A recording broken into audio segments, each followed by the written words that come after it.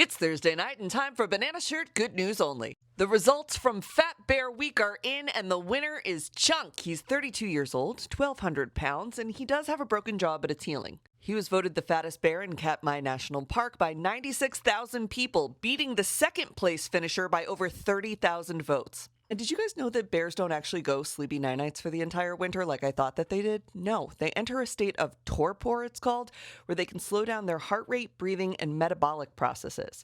They also rely on stored body fat for calories, can recycle nitrogen from their own muscles to maintain tissue, and they produce metabolic water from fat breakdown. They don't eat, they don't drink, they don't defecate or urine. In fact, the urine that is produced gets turned into protein, which helps them maintain muscle mass during their long rest period. AI was able to generate tiny working genomes that scientists think they can use to take on tough-to-treat microbial infections. The Little Theater in Rochester, New York got a $201,000 grant for upgrades and renovations to their historic building.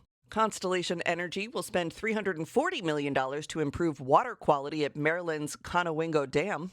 $1 million in Spanish shipwreck gold was found off the Treasure Coast of Florida. This isn't even the first time that actual sunken treasure has been found off the coast of Florida. It has happened many times. Which brings me to my next obsession, finding the allegedly buried Confederate gold. Have you guys ever heard about this?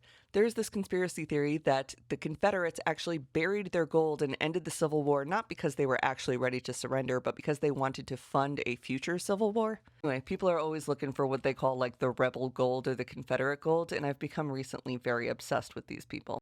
Gatorade, Swedish Fish, and Cheetos, and a bunch of other brands are going to stop using synthetic food dyes and switch to natural food dyes. Walmart will remove all synthetic food dyes and additives from their brands of food in stores by 2027. The Albuquerque International Balloon Fiesta kicks off this Saturday. Yelp published the 100 best coffee shops in all of the United States. The Pope says that U.S. conservatives are not actually pro-life if you look at their policies, and just being anti-abortion isn't enough to call yourself pro-life.